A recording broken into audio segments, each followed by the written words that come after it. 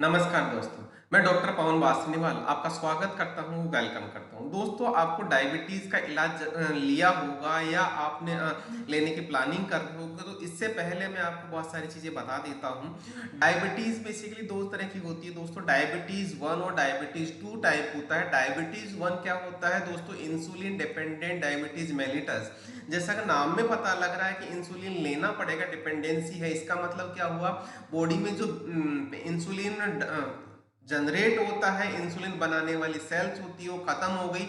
Basically beta cells होती है pancreas में जो इंसुलिन बनाता है वो खत्म हो जाती है किसी वजह से, तो इंसुलिन देना पड़ता है। ऐसी सिचुएशन में कोई दूसरा ऑल्टरनेट नहीं होता। उसी तरीके से दोस्तों डायबिटीज 2 होता है जिसमें non insulin dependent diabetes mellitus बोलते हैं।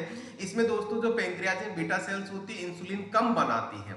इंसुलिन कम बनाने की वजह से दोस्तों डायबिटीज वाली सिचुएशन हो जाती है। इस डायबिटीज टाइप 2 को दोस्तों दवाइयों और दिनचर्या से एक सुचारू रूप से लिया किया जा सकता है, मतलब उसको डायबिटीज 2 को ट्रीट किया जा सकता है। ऐसी सिचुएशन में दोस्तों और दूसरी एक और होती है जिसको गेस्ट्रिनल डायबिटीज मेलिटस होती है, गर्भावस्था के समय होता है, जनरली छठे महीने में इसको फेस किया जाता है, तो इसका भी ट्रीटमेंट लेना जरूरी होता है। तो यदि इस डायबिटीज का ट्रीटमेंट आपने नहीं लिया तो आपको और ज्यादा कॉम्प्लिकेशन का सामना करना पड़ सकता है, जैसे आंखों में समस्या रहने लगी, टीबी की बीमारी हो गई, किडनी की समस्या हो गई, दिल की बीमारी हो गई, पैरालिसिस आ गया, स्किन से रिलेटेड समस्या हो गई, दांतों से रिलेटेड समस्या हो गई, आपको बार बार दस्त लग रहे हैं, आपकी सेक्सुअल लाइफ बहुत ज्यादा डिस्टर्ब रह रही है। इसका मतलब ये बहुत ज्यादा कॉम्प्लिकेशन करने वाली समस्या है। ये डायबिटीज और भी ज्यादा खतरनाक हो जाती है जब आप मोटे हो, आपको दिल की बीमारी है, आप प्रेगनेंसी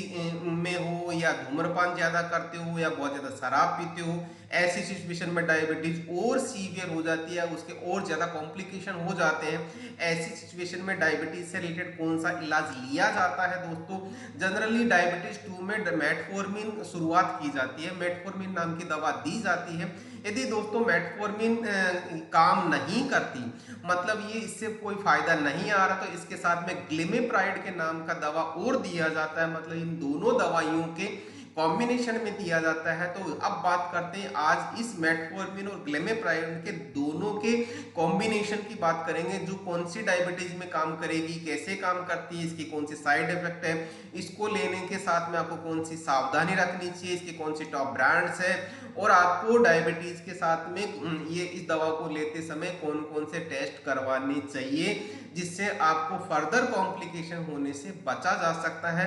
तो दोस्तों शुरुआत करते हैं, सबसे पहले मेटफॉर्मिन और ग्लिमेप्राइड के उपयोग की बात करेंगे। तो दोस्तों ये जैसा कि मैंने बताया था डायबिटीज टाइप 2 में इसका उपयोग किया जाता है, जिसको बोलते हैं non insulin dependent diabetes mellitus, जो आपके शुगर लेवल को कंट्रोल करता है। इसके साथ में ही दोस्तों अब आपको ये जानना बहुत जरूरी है कि हमारी बॉडी में जाके कैसे काम करता है। जब इसके काम करने की बात आती है तो जैसा कि आपको पता है कि शुगर लेवल आपका ब्लड में बहुत ज्यादा हो जाता है डायबिटीज के समय। इस शुगर लेवल को कैसे कंट्रोल किया जा सकता है, तो मैं आपको बताऊं, ये शुगर लेवल 3 तरीके से कंट्रोल करती है दोनों दवाइयां मिलके। सबसे पहले तो लीवर में जो ग्लूकोज की मात्रा बनने से रोकता है, मतलब यहाँ पे ग्लाइकोजिनोलाइसिस को रोकता है दोनों दवाइयां मिलके। और दूसरा, शरीर में जो इंसुलिन होता है, जो थोड़ा होता है, कम अमाउंट होता है, उसको काम करने की कैपेबिलिटी बढ़ाता है। सिमिलरली आपकी जो आंत में ग्लूकोज का एब्जॉर्प्शन हो रहा है, अवशोषण हो रहा है, उसको धीरे धीरे करवाता है। तो अचानक ग्लूकोज लेवल बढ़ता नहीं है, अचानक ग्लूकोज लेवल बढ़ेगा नहीं, तो आपको डायबिटीज को कंट्रोल करने में फायदा होगा।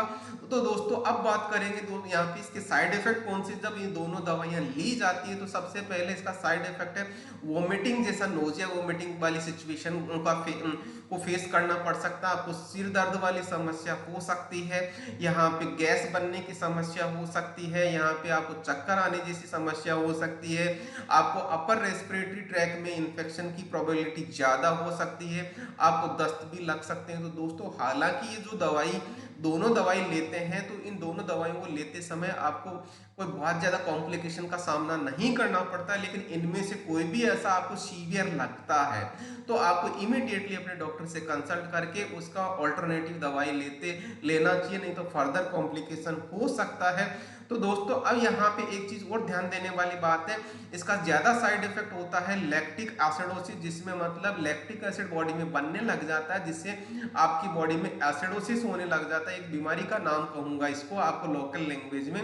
तो यदि ऐसा हो जाता है तो दोस्तों आपको अपने डॉक्टर से कंसल्ट कर लेना चाहिए, ताकि इससे बचा जा सकता है, इसके दुष्प्रभाव से बचा जा सकता है।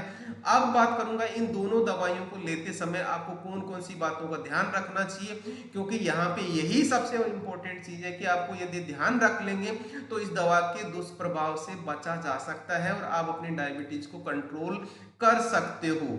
तो दोस्तों सबसे पहले यह है कि आपको बहुत तेज भूख लग रही है, बहुत ज्यादा धुंधला दिखाई दे रहा है, आपको लगातार तेज धड़कन हो रही है, शरीर में कांपना या ज्यादा पसीना महसूस करते हो, आपको असामान्य बिहेवियर जैसा लग रहा हो, और ऐसी सिचुएशन में होते होते आप डायबिटिक कोमा में चले गए। तो डायबिटिक कोमा का मतलब ये हो गया आपकी ओवरडोज होगी। तो दोस्तों यहाँ पे ध्यान देना, इमीडिएटली आपको चीनी या शरबत का पानी पीना चाहिए, या फलों का जूस पीना चाहिए, या मीठे फल या मीठे बिस्किट खिलाना चाहिए, खाना चाहिए। यदि आपको ऐसी सिचुएशन में नहीं तो आप अपने जो नियर और डियर आपके पास में अवेलेबल, तो इन सभी का बातों का ध्यान रखते हुए पेशेंट को इमीडिएटली शुगर कंटेंट देना चाहिए। इनमें से कोई सी भी सिचुएशन वाली आप ले सकते हैं, तो ये ध्यान रखिएगा कि डायबिटिक कोमा में पेशेंट ना जाए। अब बात करते हैं दोस्तों, इन दोनों दवाइयों को लेते समय विटामिन B12 की कमी हो जाती है, जिसमें पेशेंट को तरह तरह के सिम्टम्स आने लग जाते हैं, जैसे कि इसमें थकान, चक्कर आना, सिर दर्द होना, सांस लेने में दिक्कत होना, स्किन में पीलापन होना, हमेशा तेज धड़कन रहना। ऐसी सिचुएशन का मतलब ये हो गया आप में विटामिन B12 की कमी हो गई, जिसकी वजह से आपको एनीमिया होने लग गया, मतलब ब्लड की कमी हो गई बॉडी में।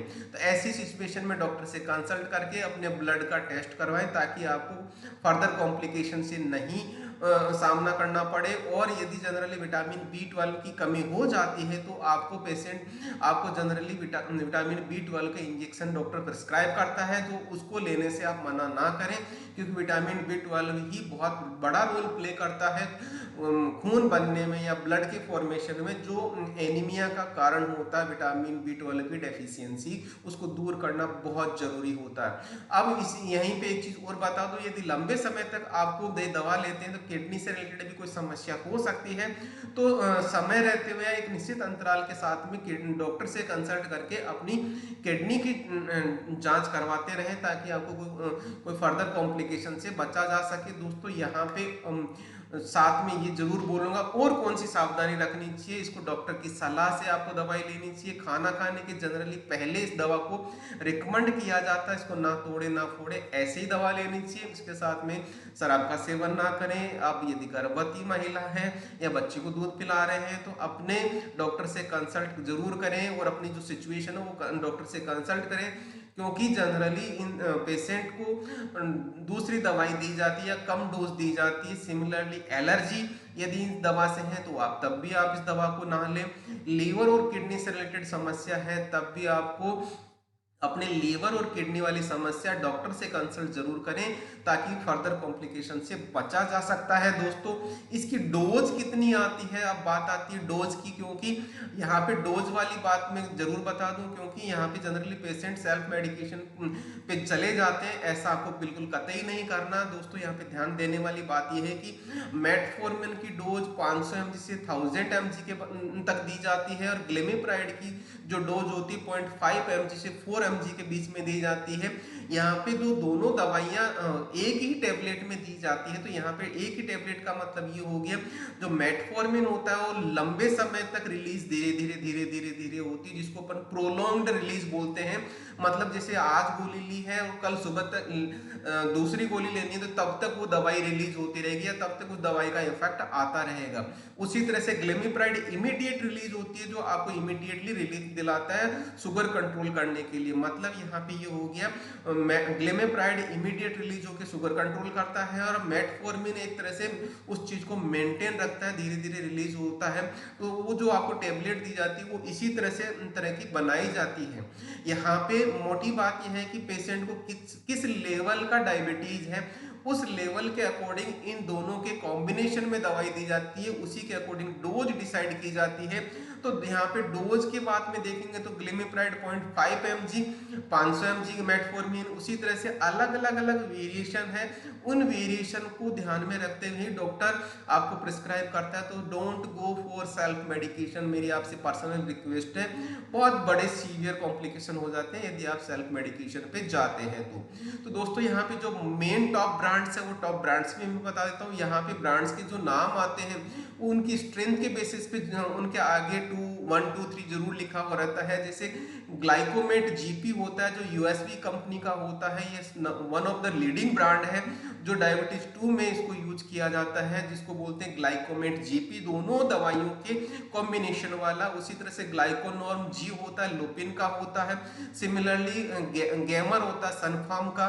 इसी तरह से ग्लिमिस्टर होता है मैनकाइंड का, देखने का ग्लिमिस्टर M1, मतलब इसकी स्ट्रेंथ यहाँ पे डिफाइंड है, यहाँ पे अलग अलग। और उसी तरह से एजुलिक्स MF होता है जो टोरेंट फार्मा का होता है। सिमिलरली ग्लिमिसेव M होता है जो इरिस लाइफ साइंसेज का होता है। ग्लाइकोम रिल M होता है जो एल्केम कंपनी का होता है। जेमिनोर M होता है जो मैक्लियोड कंपनी का होता है। डायाप्राइड M होता है जो माइक्रोलेब का मिलता है। ग्लिमिप M होता है जो डॉक्टर रेडी का होता है। तो दोस्तों इस तरह से सारे के सारे ब्रांड्स जो होते हैं आपको मार्केट में अपने नियर मेडिकल स्टोर पे जरूर मिल जाएंगे। तो अपने डॉक्टर के प्रिस्क्रिप्शन के बेसिस पे ही दवा को आपको लेना होता है। अब बात करेंगे यहाँ पे डायबिटीज आपको है और ऐसी सिचुएशन में आपको कौन कौन से टेस्ट करवाते रहना चाहिए अपने डॉक्टर्स की कंसल्टेशन। सबसे पहला टेस्ट होता है HbA1c जो हर 3 महीने में करवाना चाहिए। ब्लड में शुगर डॉक्टर के अनुसार कराना चाहिए। आपको टाइमली लिपिड प्रोफाइल करवाना चाहिए साल में एक बार। और किडनी का टेस्ट 2 साल में एक बार जरूर करवाना चाहिए, ताकि आपको अपनी पूरी सेहत का, अपनी बॉडी का ध्यान रहे और डॉक्टर को ध्यान रहे, ताकि उसी के अकॉर्डिंग डोज डिसाइड करके आपकी जो शुगर लेवल होता है उसको कंट्रोल किया जा सकता है। दोस्तों मैंने आपको जो मेटफॉर्मिन और ग्लिमिप्राइड के बारे में जो जानकारी दी है वो आपको जानकारी कैसे लगी कमेंट सेक्शन में कमेंट करके मुझसे जरूर बताएं।